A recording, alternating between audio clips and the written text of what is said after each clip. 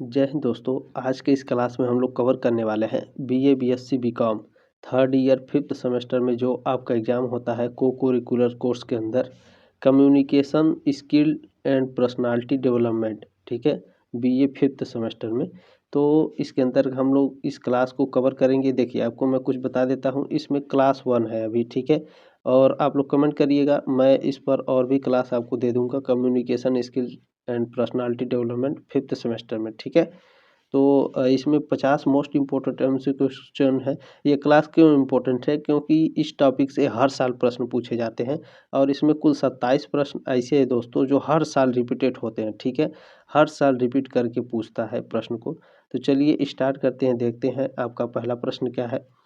बहुत ही इम्पोर्टेंट प्रश्न है, लास्ट तक जरूर देखिएगा। ठीक है, क्योंकि इसमें कई सारे प्रश्न हर साल दोहराते हैं। तो इसमें पहला प्रश्न देखिए, हर साल ये पूछता है अभिवृत्ति का एबीसी मॉडल है। इससे संबंधित तो दो प्रश्न आते ही आते हैं, हालांकि ये प्रश्न हमेशा दोहराता है। ठीक है, तो अभिवृत्ति का जो एबीसी मॉडल है संवेगात्मक है, संज्ञानात्मक है और व्यवहारात्मक है। ठीक है, ऑप्शन नंबर ए आपका करेक्ट है। चलिए प्रश्न नंबर 2 देखते हैं आपका क्या है। किसी व्यक्ति, वस्तु, सोच या परिस्थिति के प्रति सकारात्मक या नकारात्मक प्रतिक्रिया करने की प्रवृत्ति कहलाती है। तो देखिए, इसे अभिवृत्ति या मनोवृत्ति दोनों लिख करके आपके ऑप्शन में देता है। इस पॉइंट को याद रखिएगा, कभी अभिवृत्ति लिख के देगा, कभी मनोवृत्ति लिख कर देगा। तो दोनों में से ठीक है, दोनों याद कर लिए आप।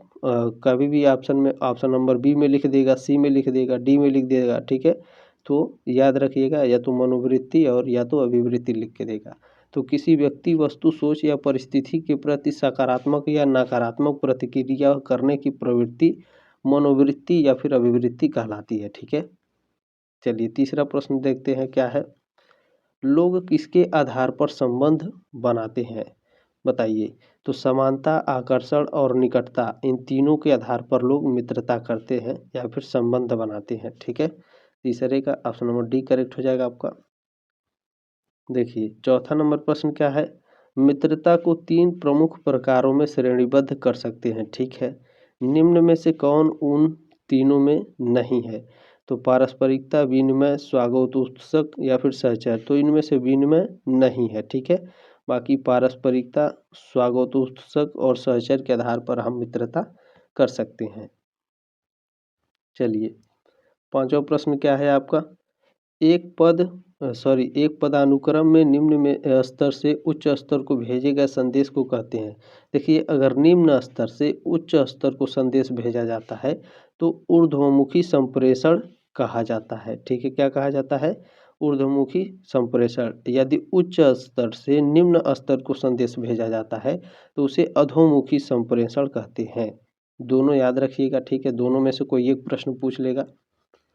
चलिए आगे बढ़ते हैं। छठा प्रश्न क्या है आपका। निम्नलिखित में से कौन कार्यस्थल ध्वंस का एक प्रकार नहीं है? बताइए। दूसरे को कमतर रखना, शताब्दी बेइज्जती, आक्रामकता या फिर अत्यधिक दोषारोपण। देखिए क्या है, जो कम्युनिकेशन स्किल्स का जो हिंदी में जो पढ़ाया जाता है ना, वो काफ़ी टफ हिंदी होता है। हालांकि जो यूपी बोर्ड से पढ़े होंगे, हिंदी बोर्ड से, ठीक है, उनको अच्छे से समझ में आ जाएगा। ठीक है, ध्यान से देखिए। कार्यस्थल ध्वंस का एक प्रकार नहीं है तो आक्रामकता। ठीक है, ऑप्शन नंबर सी करेक्ट हो जाएगा। देखिए मैं जो भी पढ़ा रहा हूँ, देखिएगा आपके एग्जाम में 100% आएंगे जरूर, तो ध्यान से देखिएगा इन सभी प्रश्नों को। ठीक है, मैं जीता तुम्हारे संबंधों में किस द्वंद्व स्टाइल को दर्शाता है? किस द्वंद्व स्टाइल को दर्शाता है? तो प्रतिद्वंदिता स्टाइल को दर्शाता है। ठीक है, इसके पहले जो मैंने क्लास कराया था फूड न्यूट्रिशन एंड हाइजीन, लेकिन हालांकि जो फिफ्थ सेमेस्टर में एग्ज़ाम हुआ है उसका नाम था आपका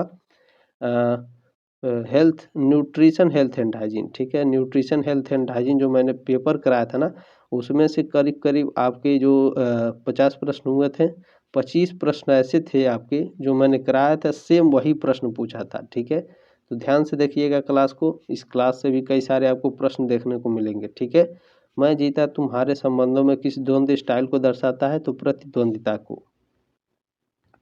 चलिए आठवां प्रश्न देखते हैं आपका क्या है इसमें। अभिवृत्तियों का अर्जन किया जाता है परिवार से, साथियों से, जनसंचार से या उपरोक्त सभी से। तो अभिवृत्तियों का जो अर्जन किया जाता है वह उपरोक्त सभी से किया जाता है, ठीक है। जनसंचार, साथियों से और परिवार से। चलिए अगला प्रश्न देखते हैं, आपका क्या है 9वां नंबर। निम्नलिखित में से कौन धनात्मक अभिवृत्ति विकसित करने का एक तरीका नहीं है? तो इनमें से आपका सी ऑप्शन करेक्ट है, ठीक है। सोशल मीडिया का पूर्ण बहिष्कार करना क्या है? अभिवृत्ति विकसित करने का एक तरीका नहीं है। बाकी इसे याद रखिएगा, ये सभी तरीके क्या हैं? अभिवृत्ति को विकास करने वाले हैं। तो निगेटिव क्वेश्चन में ऐसे प्रश्न पूछेगा, तो कभी कभी क्या होता है पॉजिटिव क्वेश्चन भी जो पूछता है, तो इन सभी को अगर आप याद रखते हैं तो आपके लिए लाभदायक होता है, ठीक है। चलिए अगला प्रश्न देखते हैं, 10वां नंबर क्या है। संप्रेषण के प्रकार के आधार पर निम्नलिखित को छोड़कर इनका वर्गीकरण किस प्रकार होता है? जो ठीक है, संप्रेषण के आधार पर दोस्तों पूछ रहा है इन चारों ऑप्शन में से, ठीक है, इसका वर्गीकरण किस आधार पर होगा? वांछिक, जन संप्रेषण, अवांछित या फिर बॉडी लैंग्वेज या शरीर के हाव भाव। तो जो शरीर के हाव भाव होते हैं, ठीक है, ये क्या है? संप्रेषण के प्रकार के आधार पर निम्नलिखित छोड़कर इसका वर्गीकरण किस प्रकार का होता है? तो शरीर का हाव भाव पर यह निर्भर करता है आपका संप्रेषण, ठीक है। कम्युनिकेशन जिसे बोलते हैं। ऑप्शन नंबर डी करेक्ट हो जाएगा आपका। प्रश्न नंबर 11 पूछा है आपसे, अवाचिक संप्रेषण जिसे नॉन वर्बल कम्युनिकेशन कहते हैं, ठीक है, के 3 भिन्न प्रकार इस एक को छोड़कर सभी हैं। बताइए, 4 ऑप्शन दिया है, पूछ रहा है इसमें कौन नॉन वर्बल कम्युनिकेशन है? तो इसमें बताइए कौन सा है? तो जो शरीर का हाव भाव है ये क्या है? नॉन वर्बल कम्युनिकेशन है, ठीक है। याद रखिएगा, ऑप्शन नंबर डी करेक्ट है आपका। चलिए आगे बढ़ते हैं। प्रश्न नंबर 12 क्या है? शारीरिक भाषा के कुछ प्रकार इस एक को छोड़कर सभी को संलग्न करता है। बताइए, जो शरीर की भाषा है, ठीक है, इन चारों में से कौन एक को छोड़कर सभी को संलग्न करता है? बताइए। तो इसमें जो सन्निकटता है ये क्या है? शरीर की भाषा नहीं है, ठीक है। इनको छोड़कर ये सभी क्या है भैया? ये सभी संलग्न करते हैं, ठीक है। कम्युनिकेशन से रिलेट करते हैं आसन अभिवृत्ति, आसन मुद्रा और हाव भाव, ठीक है। ऑप्शन नंबर डी इसमें आपका करेक्ट है। शारीरिक भाषा के कुछ इस प्रकार हैं जिसे एक को छोड़कर संलग्न करता है, तो इसको छोड़कर ये तीनों संलग्न करता है, ठीक है।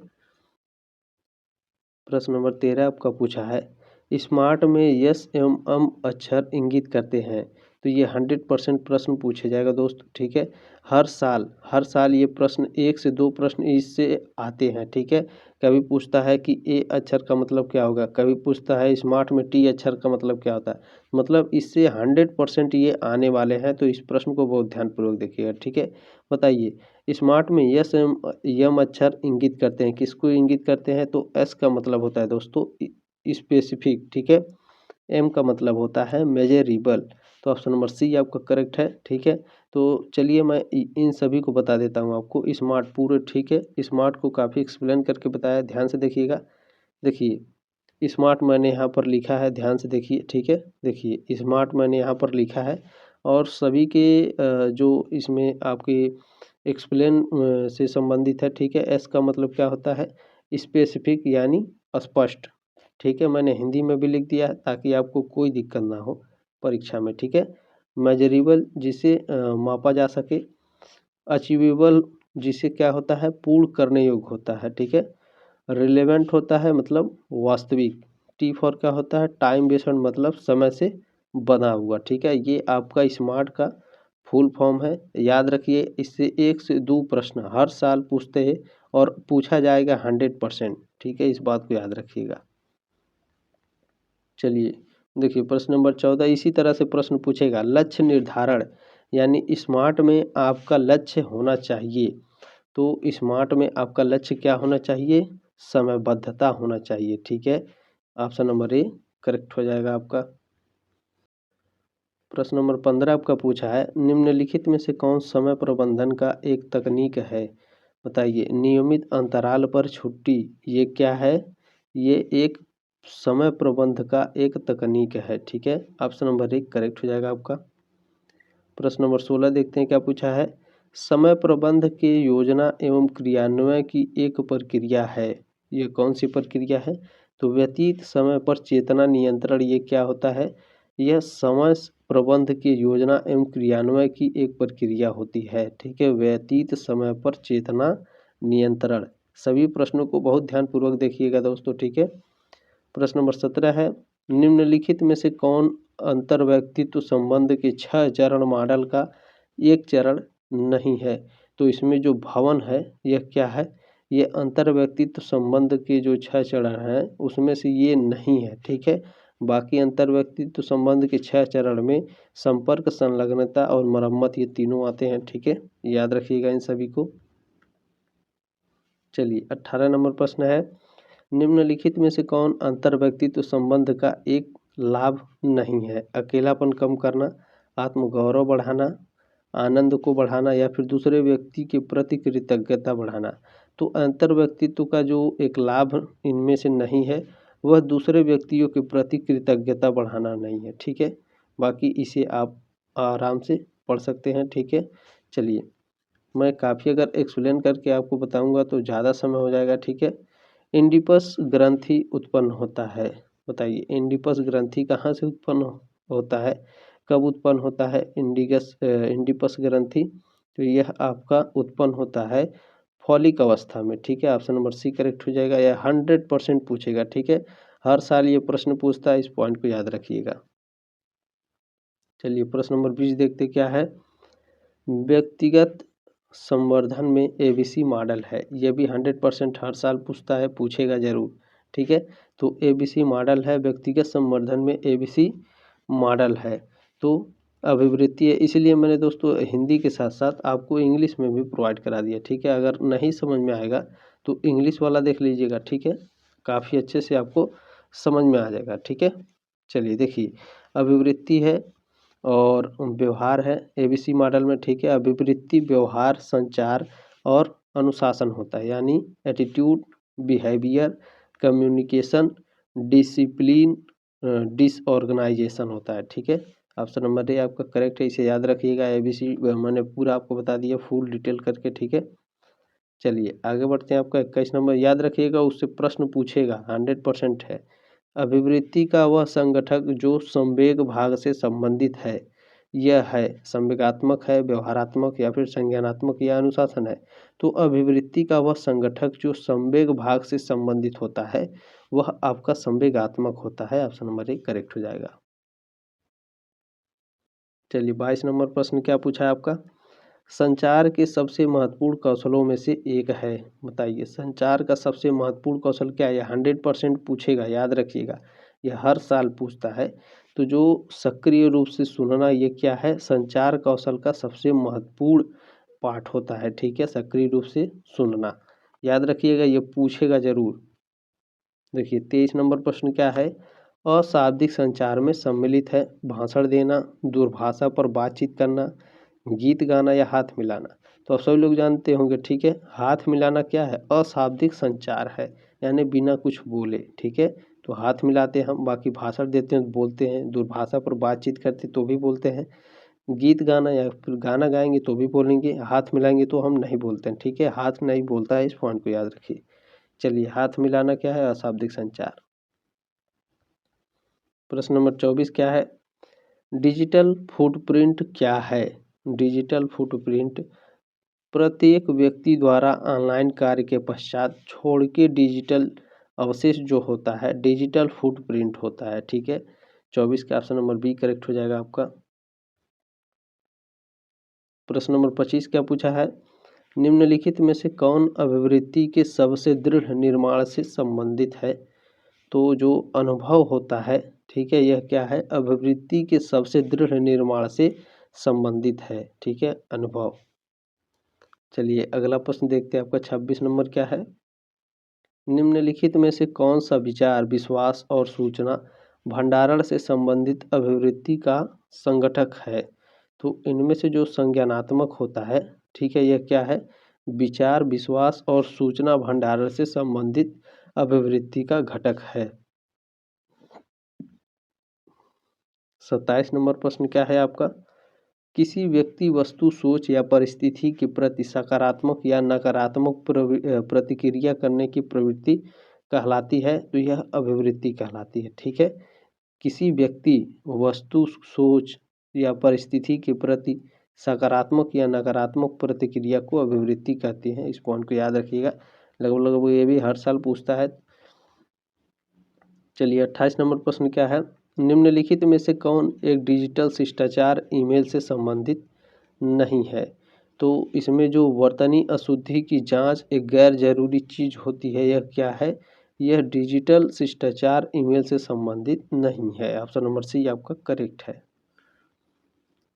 चलिए 29 नंबर प्रश्न क्या है, सोशल मीडिया कभी कभी ले जाती है डिजिटल डिमेंशिया तक, डिजिटल अवसाद तक या डिजिटल खुशी तक।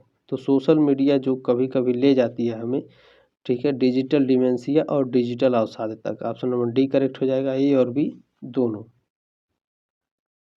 चलिए 30 नंबर प्रश्न अब क्या है आपका, निम्नलिखित में से कौन एक व्यक्ति से संबंधित डिजिटल शिष्टाचार नियम है।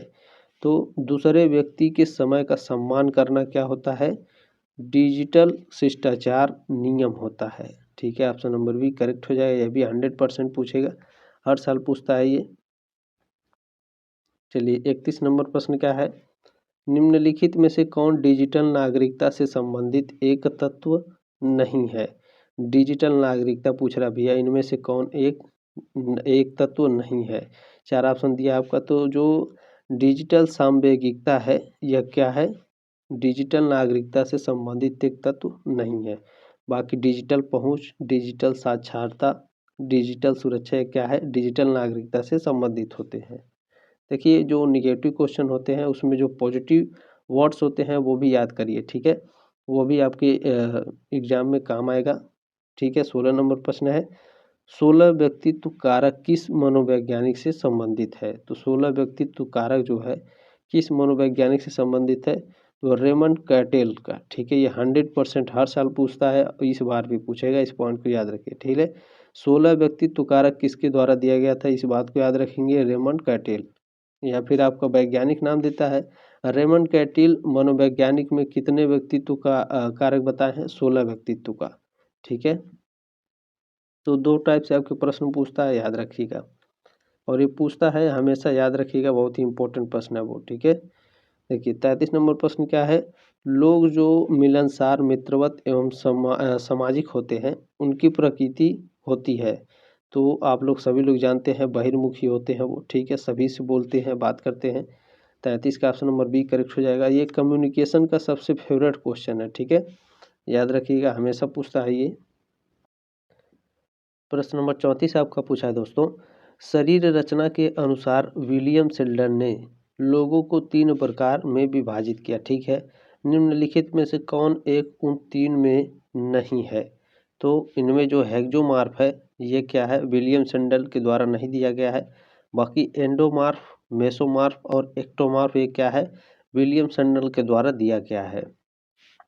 ठीक है, याद रखिएगा, ये 100% प्रश्न पूछेगा, हर साल ये प्रश्न पूछता है और इस बार भी पूछेगा, तो बहुत ध्यानपूर्वक इस प्रश्न को याद रखिएगा। ठीक है, चलिए 35 नंबर प्रश्न क्या है आपका, निम्नलिखित में से कौन एक व्यक्तित्व का निर्धारक नहीं है। तो इनमें जो आध्यात्मिक कारक होता है यह क्या है, व्यक्तित्व का निर्धारक नहीं होता है। चलिए 36 नंबर प्रश्न क्या है आपका, व्यक्तित्व शब्द की उत्पत्ति हुई है, यह भी 100% पूछेगा।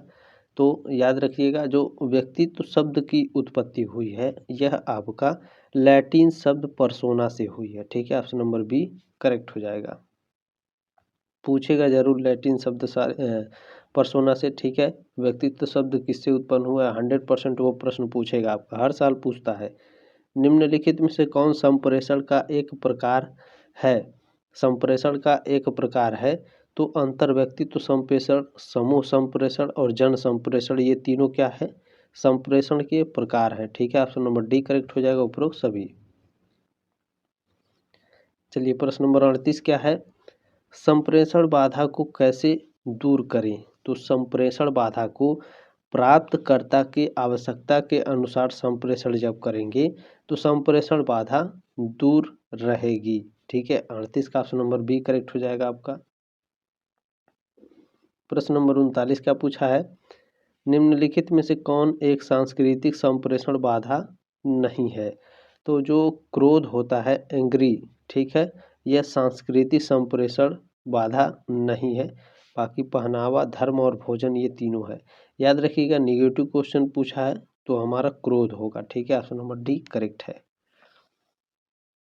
देखिए जो कम्युनिकेशन स्किल होता है ना, इसमें से आपका जो 50% निगेटिव क्वेश्चंस पूछे जाते हैं कम्युनिकेशन स्किल्स में, ठीक है, क्योंकि यह हमारे जीवन पर आधारित होता है कम्युनिकेशन स्किल्स, इसीलिए इसमें निगेटिव ज़्यादा पूछे जाते हैं। इस पॉइंट को याद रखिएगा, ठीक है। निम्नलिखित में से कौन संप्रेषण में आवश्यक नहीं है। देखिए हर जगह आपको निगेटिव देखना, और मैं ऐसा नहीं है, जब आप एग्ज़ाम देंगे तो पेपर आपको मिलेगा, देखिएगा यही आपसे ज़्यादा क्वेश्चन से यही रहते हैं, ठीक है, निगेटिव वाले। बहुत ध्यानपूर्वक इन प्रश्नों का उत्तर देना पड़ता है, ठीक है। तो संप्रेषण में क्या आवश्यक नहीं होता है, तो जो नियंत्रण है, ठीक है, नियंत्रण आवश्यक होता है, लेकिन यहाँ क्या पूछा है, संप्रेषण में आवश्यक नहीं है, निगेटिव क्वेश्चन पूछा है तो नियंत्रण हमारा होगा, ठीक है। ऑप्शन नंबर डी करेक्ट हो जाएगा। प्रश्न नंबर 41 क्या है, निम्नलिखित में से कौन परिवार की विशेषता नहीं है। देखिए यहाँ पर भी निगेटिव पूछा है, तो जो व्यक्तित्व इतिहास है ये क्या है, परिवार की विशेषता नहीं है।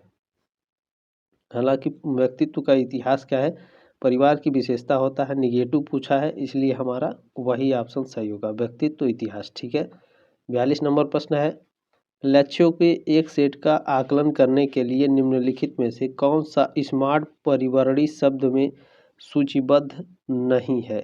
तो अभी मैंने ऊपर आपको पढ़ाया है ना, बताइए कौन सा इनमें से सूचीबद्ध नहीं है भैया, बताइए जल्दी बताइए कौन सा सूचीबद्ध नहीं है। तो समायोज्य, ठीक है, एडजस्टेबल क्या है, यह उसमें समायोज्य नहीं है, ठीक है। चलिए आगे बढ़ते हैं। आपका 43 नंबर प्रश्न क्या है, लक्ष्य निर्धारण सिद्धांत के अनुसार निम्नलिखित में से कौन सा लक्ष्यों का प्रेरक लक्षण नहीं है। तो जो लक्ष्यों को अस्पष्ट रखना क्या होता है, यह क्या है भैया, लक्ष्यों का प्रेरक लक्षण नहीं है, ठीक है। लक्ष्यों को अस्पष्ट रखना लक्ष्यों का प्रेरक लक्षण नहीं है लक्ष्य निर्धारण सिद्धांत के अनुसार, ठीक है। 100% यह भी मैं मान के चलता हूँ, यह भी हर साल पूछता है। बाकी देखिए एग्जामिनर के ऊपर है, ठीक है। देखिए जो हर साल प्रश्न पूछे जाते हैं मैं उन्हीं को कराया हूँ, बाकी आप लोग कमेंट करके बताइएगा, मैं और भी प्रश्नों को करा दूंगा जो हर साल पूछे जाते हैं, ठीक है। देखिए 44 नंबर प्रश्न है, लक्ष्यों को निर्धारित करने और इन लक्ष्यों को प्राप्त करने के साधनों को चुनने की प्रक्रिया को कहा जाता है। क्या पूछा है, लक्ष्यों को निर्धारित करने, इन लक्ष्यों को प्राप्त करने, ठीक है, लक्ष्य निर्धारित कर दिए, लक्ष्य को प्राप्त करने के साधनों को चुनने की प्रक्रिया को कहा जाता है, तो योजना कहा जाता है भैया, ठीक है। ऑप्शन नंबर डी करेक्ट हो जाएगा आपका। प्रश्न नंबर 45 आपका पूछा है दोस्तों, जैनजोग के अनुसार अभिवृत्तियां कैसे बनती हैं, प्रभावी मूल्यांकन से, नकल से, मात्र सत्संग से या फिर संज्ञानात्मक मूल्यांकन से। तो जैनजोग के अनुसार जो अभिवृत्तियां हैं वह मात्र संसर्ग से बनती हैं, ठीक है। ऑप्शन नंबर सी आपका करेक्ट हो जाएगा 45 का। अगला प्रश्न देखेंगे 46 नंबर क्या पूछा है, मोटे मुलायम और गोल होते हैं, तो एंडोमार्फ्स जो होते हैं, एंडोमार्फ्स, ठीक है, ये क्या है, मोटे मुलायम और गोल होते हैं।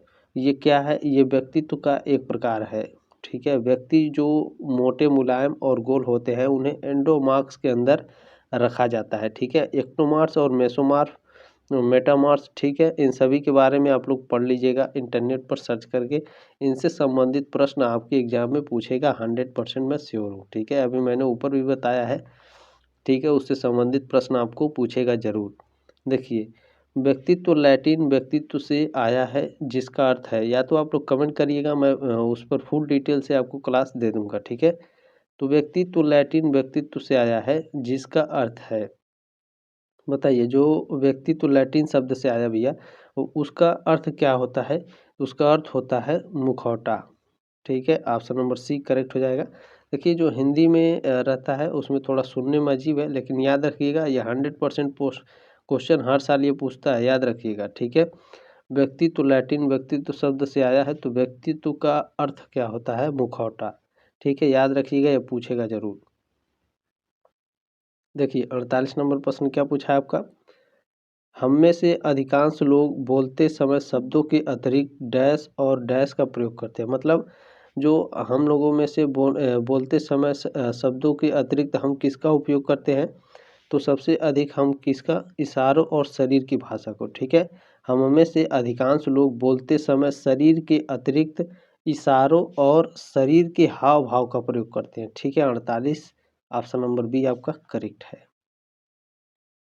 चलिए प्रश्न नंबर 49 क्या है आपका? निम्न में से कौन सा गैर मौखिक संचार का एक रूप नहीं है? तो जो आवाज के स्वर होते हैं ये क्या है? गैर मौखिक संचार का एक रूप नहीं है। ठीक है, चलिए प्रश्न नंबर 50 क्या है? निम्न में से किसमें स्वर गति और आवाज का आयतन शामिल है? तो इनमें जो पैरा भाषा होता है यह क्या है? स्वर गति और आवाज का आयतन शामिल होता है पैरा भाषा में। ठीक है, 100% पूछेगा।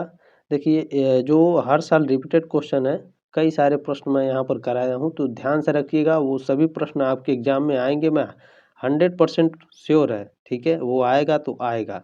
ठीक है दोस्तों, बाकी आपको जानकारी कैसी लगी है कमेंट करके बताइएगा। ठीक है, जानकारी अच्छी लगी हो तो अपने दोस्तों को इस क्लास को ज़रूर शेयर करिएगा। ये आपकी जिम्मेदारी, कम से कम 5 लोगों से शेयर करिए। अगर नहीं 5 लोग हैं तो एक ही लोग को शेयर करिए, आपकी जिम्मेदारी। ठीक है दोस्तों, कमेंट करिएगा, मैं नेक्स्ट क्लास आपके लिए प्रोवाइड करा दूंगा। कल ही आपका एग्जाम है। ठीक है, तो शाम या सुबह तक मैं आपको क्लास प्रोवाइड करा दूंगा 50 क्वेश्चन का। और चलिए मिलते हैं नेक्स्ट क्लास में, तब तक के लिए जय हिंद, वंदे मातरम।